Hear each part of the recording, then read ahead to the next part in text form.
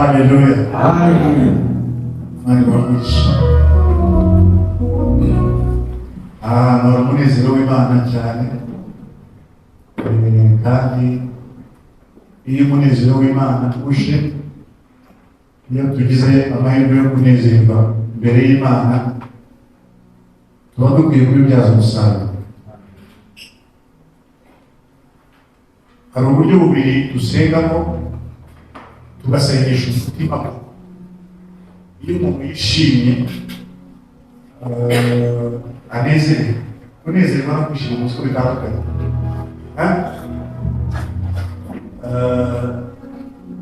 Ushobora kubona amafaranga ya munsi ukishima cyangwa ukanezerwa.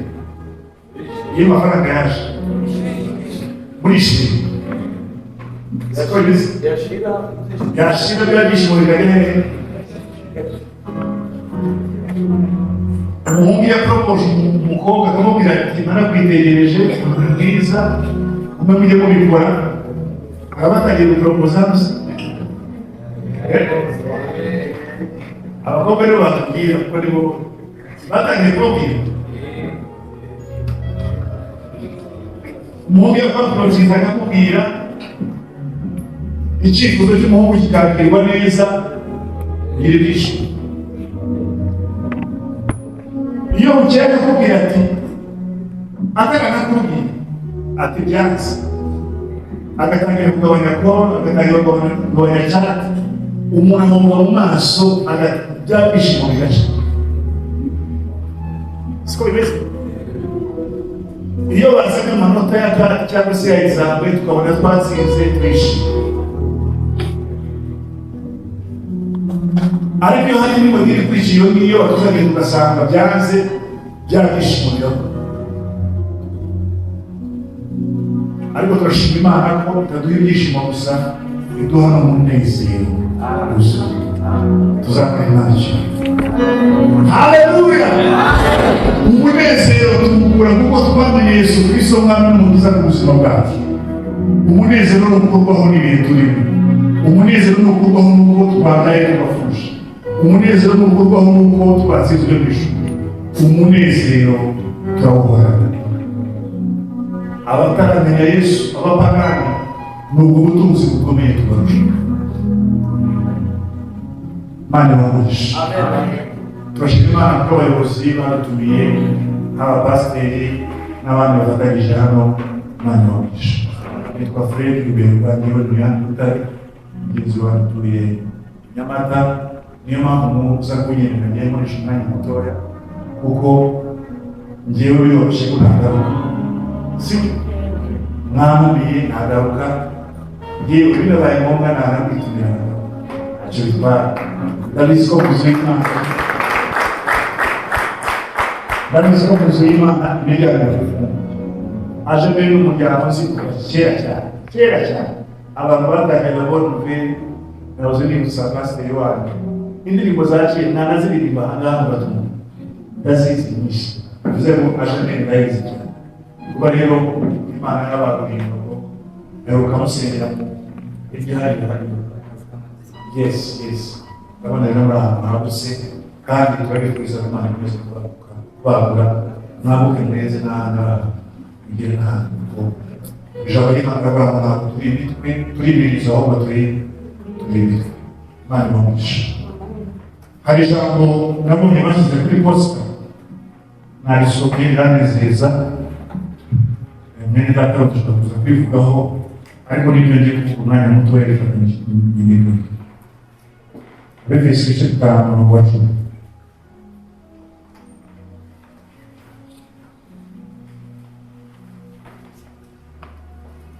Efeso igice 5:10 ni ijambo abantu benshi bazi. Bari bagaragazaho umwanya muto, tuza ku muvandimwe, baza gusigara umwanya mutoya tugiye gusoza tuze gufatanya namwe gutanga Imana gusiga. Haleluya. Haravuga ngo mushakashake uko mwamenya ibyo umwami ashima, ntimukifatanye n'imirimo yabo mwishima itagira umumaro, ahubwo muyihane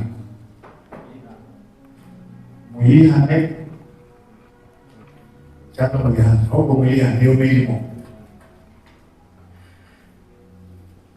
kuko ibikorwa nabo bihishwa biteye isoni no kubivuga, ariko byose iyo bitangajwe n'umucyo nabyo ubwabyo bihinduka umucyo, kuko ikimurikiwe n'umucyo cyose gihinduka umucyo. Amen. Haleluya. Turashima Imana ko Imana yabagiye neza ikabaha amahirwe yo kwiga. Kwiga ni ikintu cyiza, kugira ubumenyi ni ikintu cyiza. Ubumenyi buhindura sitati y'umuntu. Umuntu wari umuntu uciriritse, uciye bugufi, ucishije bugufi, utariho kubahwa agahinduka ukubahwa. Siko bimeze? Twese turabizi ko kwiga bikura ku ntebe yahari inyuma bikagutambutsa bikakwicaza ku ntebe y'imbere. Twese hari aho tugera tugaca bugufi tugaceceka, hakavuga umuntu ufite ubumenyi gusa ku ngingo runaka bari kuganira. Siko bimeze? Ni ukuvuga ngo ubumenyi ni ikintu cyiza. Ni nayo mpamvu mwaje hano ku ishuri nimuko bifata nk'ibintu bisanzwe n'ibintu byoroheje.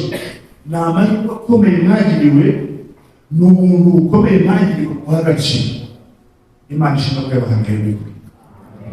Kandi ntimwige ku cyiciro cyo hasi gusa mukaba mugeze mu gihe cyo kuminuza.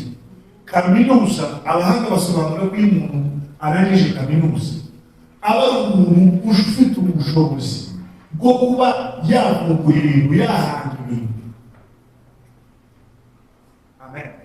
Ubushobozi bwawe buvuye muri kaminuza buguhesha uburenganzira kuba wahanga umurimo, wahanga ikintu kikabaho kandi kikaba gitandukanye n'icya mugenzi we, kubera ko mu isi y'iterambere igifite agaciro ni ikintu ukora gitandukanye n'icya mugenzi we. Twese twacuranga, ariko incurango y'akana ikwiye gucuranga ni gutandukana n'iy'akana. Twese twagira ubumenyi muri ekonomi, ariko muzi ko bakunda kutubwira ikintu cya innovation, agashya. Haleluya. Ubu bumenyi bwanyu rero burasabwa ikintu gikomeye. Hejuru y'ubumenyi dukwiye gushaka ubumenyi bwuzuye kandi tuba dufite ku kigero nyacyo bwuzuye. Ariko kugira ngo mugire agaciro, kugira ngo mugire umumaro, mukwiye kumurikirwa n'umucyo. Haleluya. Amen. Kugira ngo ubumenyi bwanyu bumurike, kugira ngo ubumenyi bwanyu isi ibusarure, ntabwo bihagije ko mufite ubumenyi gusa. Birasabwa ko bwa bumenyi bwanyu bumurikirwa n'umucyo kugira ngo nabwo buhindure umucyo. Mu isi hari sisiteme ebyiri. Sisiteme imwe niyo ku isi, ukuntu isi yubatse. Itubizi twese. Hari ukuntu twese tubizi ngo politike igenda gutya, politike mu gushingana, mu kujyana, iyo ni sisiteme y'isi. Ni nayo mpamvu twese n'imikurire yacu abantu batwigisha bakavuga ngo ujye umenya ubwenge, ujye umenya kubana n'abantu. Akenshi baba batubwira iki? Baba bakubwira ngo ujye umenya ukuntu ugera no ku mwanzi wawe, ugerageze umwereke ko nta kibazo gihari. Siyo sisiteme y'isi. Turi kumwe? Mu buryo bw'ubuyobozi hari ukuntu sisiteme y'isi yubatse. Abahanga hari ibitabo bigera kuri 5 bivuga ku buyobozi bw'isi, sisiteme y'isi, ukuntu abayobozi bakwiye kuyobora. Biramuje mwumva ngo perezida mugaciye iteka, hari ibitabo bibisobanura. Hari ahantu bigera perezida akavuga ijambo ntihagire imyaka ivuguruza, hari ukuntu bisobanura. Iyo ni sisiteme y'isi. Ariko kandi hano mu isi haje indi sisiteme ikoreramo rwihishwa, sisiteme y'ubwami bw'Imana. Haleluya. Niyo mpamvu abakristo tuba mu isi ariko tutari nk'ab'isi. Tuba mu isi dukwiye kuba dukora muri sisiteme y'Imana. Haleluya. Sisiteme y'Imana itubwira kuba mu isi tukabana n'abandi, tukigana n'abandi mu ishuri, twese mugira zimwe, twese abaduha ikizamini bamwe, twese turira muri resitora zimwe, ariko twebwe tugasabwa kwitwara bitandukanye. Ibyo bintu bitagoye, ntibigoye. Ubana na mugenzi wawe muri rumu, umukobwa mugenzi wawe, abaza kumutwereka nawe baramutwereka ubukene afite ariko nawe ufite. Rumwe basi amaze kutubwira ibi Satani adushukisha, akakwereka utuntu imbere yawe, akagutambika imbere, akakubwira mbese kubona wabuze amafaranga, kubona ubuzima bwawe bwanze, uramutse unyuze muri iyi nzira ntubona ko wabona amafaranga bigakomeza. Uretse kwihagararaho, bimwe pasiteri yavuze, sisiteme turi gukoreramo ni imwe n'ab'isi. Tugiye muri sisiteme y'ab'isi, natwe dukeneye kwambara neza tugasa nkabo. Mikrofone y'abanye nta kibazo, gifite ijwi rihagije. Haleluya, haleluya. Ni iki kizadutandukanya n'abandi? Ni iki kizatuma ibigeragezo bitugeraho twese? Umwe akabyakira akabihorera, akavuga ati urakaza neza ugasingiza, urakaza neza n'ubundi arimo ashaka amafaranga nakuza kujya, urakaza neza. Erega turekere amafaranga. Misi ngo dufite abanzi bangahe? Batatu. Icya mbere ni iki? Umubiri. Icya kabiri Satani. Icya gatatu isi. Muzi ko byonyine hari n'abantu bakora ibyaha n'amafaranga tuyakuyemo. Kubera iki? Umwanzi w'iki? W'umubiri. Umubiri ukakuganza, ukakunanira bikanga. Kandi Bibiliya yacu yose ni kimwe, isetize kimwe. Iy'abakristo n'iy'abapagani isetize kimwe. Hatazagira umurongo wo kubwira mwongere muzura umwuka wera ngo tujye mu cyumba ngo turasenga twenyine umukobwa n'umuhungu bazabakoresha. Imibiri isetize kimwe. Imisengo yo mu bapagani n'iri mu bakristo ni imwe. Ibyiyumviro biri mu bapagani n'ibiri mu mukristo ni bimwe. Siko bimeze? Itubyemera se? Ariko umucyo n'ukumurikira. Praise God. Haleluya. Umucyo ugera mu buzima bwawe, uzabona umukobwa, umubiri wawe ugira ibyo gutegeka, ugira ibyo gusaba. Isi ikubwira, Satani agira akongorera, ariko kubera wa mucyo wakumurikiye. Haleluya. Hari izindi mbaraga z'umutima. Ariko ibihe n'ibitandukanye,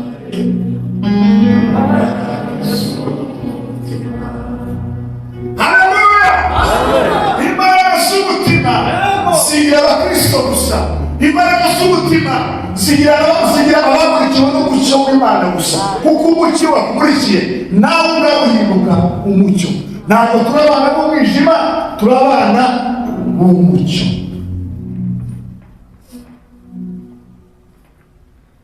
Iyo ugeze ahantu hari umwijima, umwijima urakomeza ugahama. Winjiye ahangaha ari nijoro, ari muri tugiye agatoroshika. Iyo ukinjiranye ahangaha, umwijima ugira ubwoba ukagira ute? Ugahunga, kubera ko agatoroshi gato nubwo kaba ka telefone, aka kagatuje, agatoroshi gusa gatoya, umwijima iyo ugiye kiracika ugatangira kuvuga.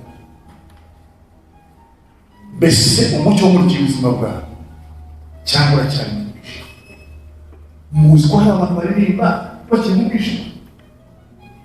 Muzi ko hari abantu babwiriza bakiri mu mwijima? Ntabwo ari ibyo Imana ishaka.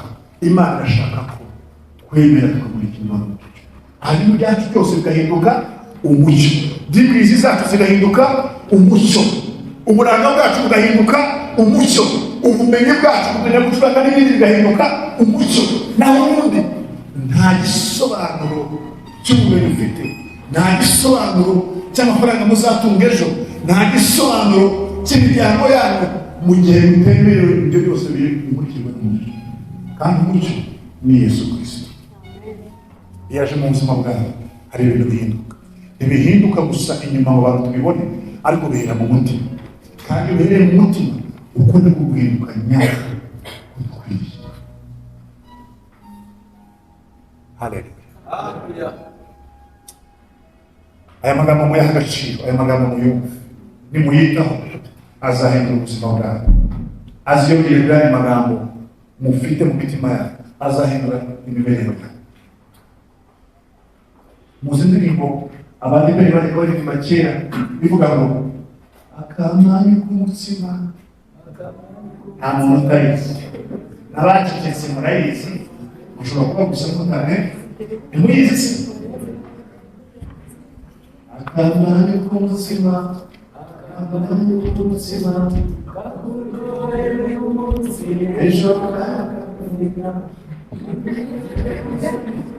kakuryohera umunsi ukagera gute? Ese ko kaba kakuryoheye cyangwa kaba kaguteza umutego kakakwegera neza kavuga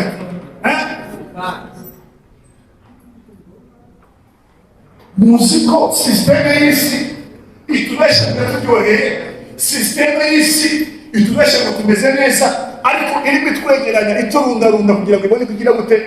Ituniga, itumerera nabi, itwica. Bene natwe twazo dufite imbere yacu, nta mpamvu dufite imbere yacu zitubuza gukiranuka mu isi, zitubuza kuba gusa Imana wujuje n'agaciro. Ijambo ry'Imana ryarambwiye ngo mbese n'iki cyatandukanya n'urukundo rwa Yesu Kristo. Aravuga ngo mbese ikintu cyane yavuze ni iki? Mbese ni iki? Hari urupfu, hari ibyago, inzara, kwambara ubusa n'ibindi bijyanye nabyo. Ibyo ni kwitwaza biri imbere yawe, ubona ko byenda kukubera impamvu, byenda kukubera ikintu gifatika cyatuma urekura agakiza. Hari abana babiciye, hari abandi barihagazeho, hari abandi babyitwayemo neza. Kandi ijambo ry'Imana riratubwira ngo turi ku isi dufashe igihe mu ntambara, turi mu ntambara. Nubwo twicaye turi ku rugamba, iyo turi Imana tuba turi ku rugamba, iyo turi mu ishuri turi ku rugamba, iyo turi mu miryango yacu turi ku rugamba, kuko turi kurwana na sisiteme y'isi. Abapagani bo, abataramenya Yesu Kristo, nta mpamvu yo kujya ku rugamba kuko sisiteme barimo nyine ni iwabo, bageze iwabo. Twebwe kuko dufite ahandi hantu dushaka kujya, biradusaba urugamba. Mbese muri ku rugamba cyangwa ari bari tayariza, bavuye ku rugamba bakaritayirinda bakazamuka bakavuga twebwe dore biratunaniye. Muracyari ku rugamba? Muracyari ku rugamba? Imana ibamugishe kandi bakomeza mube mu rugamba, bongere imbaraga mu rwanda. Dore intambara ni nyinshi zirahagurutse, ni zera kurangira, mwitegure. Ni iki kizadufasha kuba ku rugamba neza? Ikintu cya mbere ni ugusoma ijambo ry'Imana. Ijambo ry'Imana bamugana iki ijambo ry'umutima wanjye mukareka gute naza gushobora. Igihe cyose umukristo w'urugamba urasaba gusoma ibyanditswe, atari umuntu uteguriye muri ajene, atari umuntu uteguriye, soma ibyanditse, byanditswe, ibyanditse by'ifunguro ryuzuye.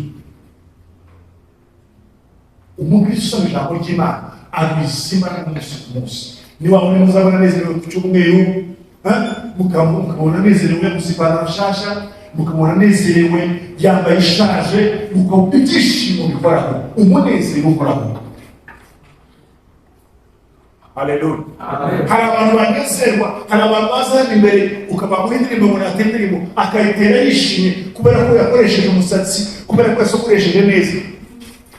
Ijambo ry'Imana rituma ubuzima bwacu bwa Kristo buhora umunsi ku munsi, tuhoraho turushaho kuzamuka, turushaho gukunda Imana. Haleluya. Icya kabiri kizagufasha gukomeza kuba ku rugamba ni ugusenga. Yesu baramubwiye, bamubwira bamubwira ngo aza musengere, baramubaza gusubira nguyu bigenda. Yesu aramubwira ngo dayimoni iri muri uyu muntu nta kindi kikuramo uretse amasengesho yo kugira gute, yo kwiyiriza ubusa. Isengesho rifite imbaraga. Hari intambara muzarwana ntimutsinde, hari intambara muzatsinda gusa nuko mwasenze.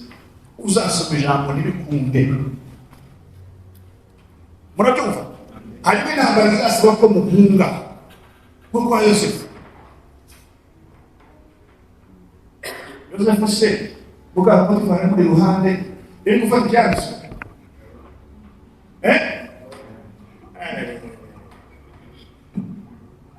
bigeze kwerekana filime ya Yosefu mu kigo cya segonderi ahantu nagiye kuvuga ubutumwa mu kigo cya segonderi berekana filime ya Yosefu bageze ahantu nyine Mukamurisipari yamukuriye mukuramo umwenda Yosefu arirukanka Yosefu yirukanse urabona nyine muri filime abantu bose baba baturushe bareba bafite amatsiko noneho tujya kumva twumva umuntu avugiye nyuma kuri buri rero mube umuntu w'ikigo cyatangaje uwo yari animatrice muri icyo kigo animatrice w'abanyeshuri mwabaye muri interineti niyo kuvuga ati umuntu arabona amahirwe yamugeze iruhande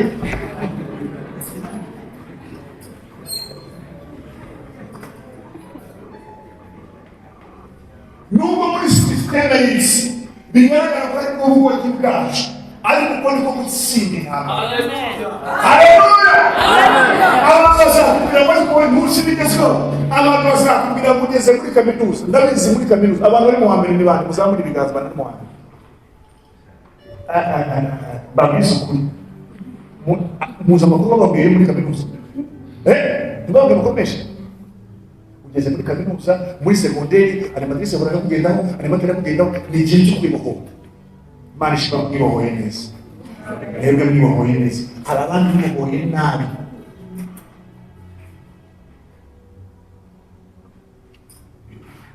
hari abazakubwira ngo ntiwamenye gukoresha ubuzima bwawe neza isi dutware nabi isi dutwaje igitugu mwabakozi b'Imana mwabakobwa n'abahungu mube maso isi ntibashuke muzi ko haza hari inyigisho zikubwira ngo utangiye ubuzima ukiri umukobwa mu rugo iwawe no kubyara gusa no kurera abakobwa benshi n'icyo bigisha bazi kwijoyinge fata imyaka 3 yo kwijoyinga hanyuma ufata undi mwaka umwana mwiza utegure umuntu uzagushaka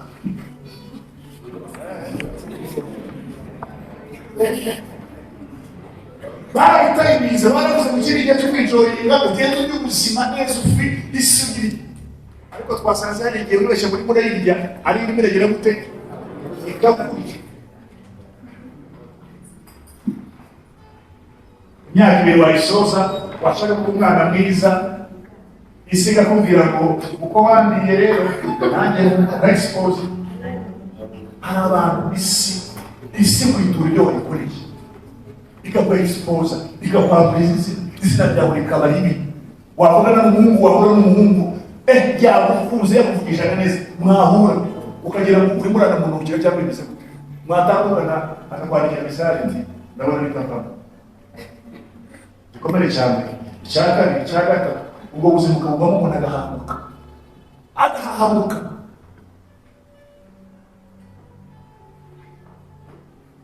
kandi bibarasaka akanamubuza no kwicuza ngo yihane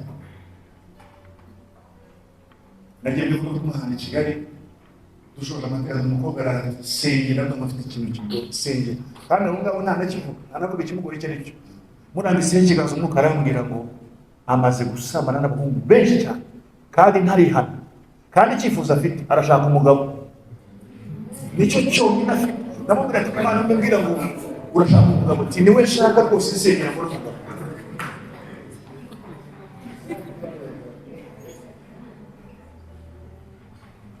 ariko yanyuze muzi shortcut yanyuze inzira y'ubusa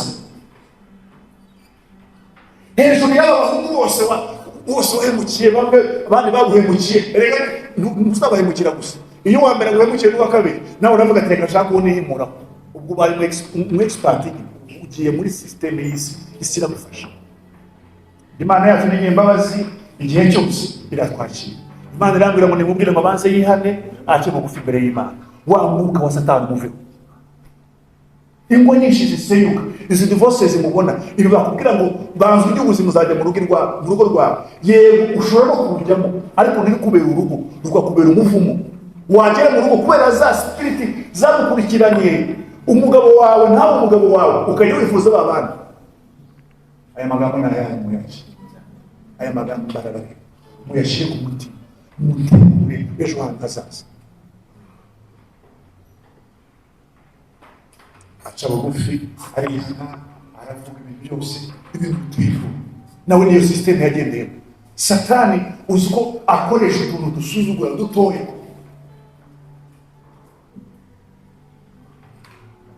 Akangiza future. N'abasore n'abakobwa kuba ufite urukweto rumwe uyu munsi ntabwo ari excuse yo gukora ibyaha. Kuba ufite ubukene uyu munsi ntabwo ari excuse yo gukora ibyaha. Tubahaye ubuhamya bwacu aba turi kumwe pasiteri turaziranye turabana turakorana umurimo haba njyewe haba n'umuvandimwe tubahaye ubuhamya bwacu ubwo buzima twabuciyemo ariko iyo ubaye imbere y'Imana Imana nihindura ibihe. Amenye kuri se w'imigisha Imana y'imurinde ega sinakurekura. Amenye kuri se w'imigisha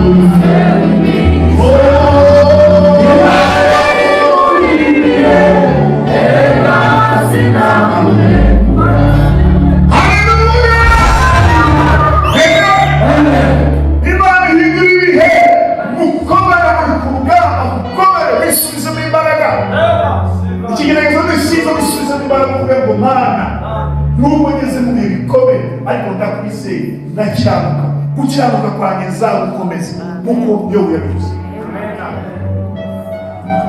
Mana ishimwe cyane. Ubwo buzima Imana irabihindura. Twabaye mu buzima n'abavandimwe twambarana imyenda agashati kiba gakambuye iyo umuntu ari mu bihe bibi birahinduka. Haleluya. Aya magambo ni ayandi muyacu ubutumwa bwawe mbona meza tukunagaje ishati yarambwiraga niyanjye nk'uko tubamana n'igihurita ibintu byose ariko turi imbere y'Imana rusenga. Haleluya. Twaba n'itumba twajya gutaramira ingoma n'amakuru kandi ukumva birakoreye ariko uyu munsi Imana yarabihindura. Kuva itumba no kugera ku mukoni bisigaye imbere ikibazo sinzi ko nagenda n'amaguru bwaba ari gushaka ari siporo rwose.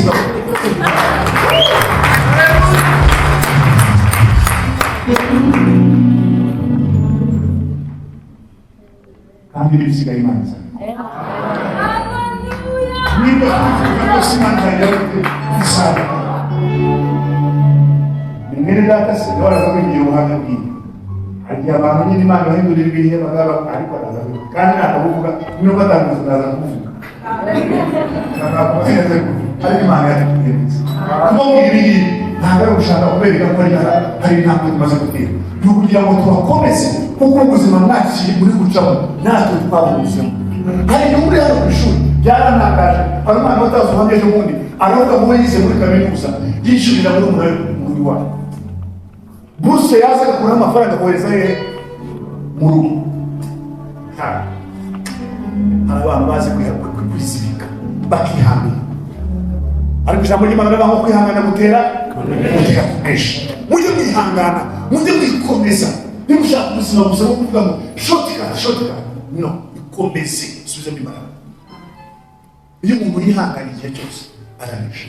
Ubwo buzima twabuciyemo Imana twubakira imiryango Imana iduha utuzi Imana iduha abadamu byose Imana yabikoze kubera ko twabaye igicana turasenga. N'uyu munsi iracyakora n'ibindi kandi turacyayinambye turacyayikunze turacyafite kwikorera turacyafite amasezerano y'ibindi byinshi. Namwe iryo sezerano ni ryacu ariko namwe ni iryanyu. Mwihangane mukomere mwe mu gicana muri imbere y'Imana ntacyo muzabona Imana. ntacyo muzabona. Ikintu cyose iyo kimurikiwe n'umucyo gihinduka umucyo. Ubumenyi bumurikiwe n'umucyo buzahinduka umucyo. Nifuza gusoza saba buri muntu wese usetinga gushyiraho imirongo migari.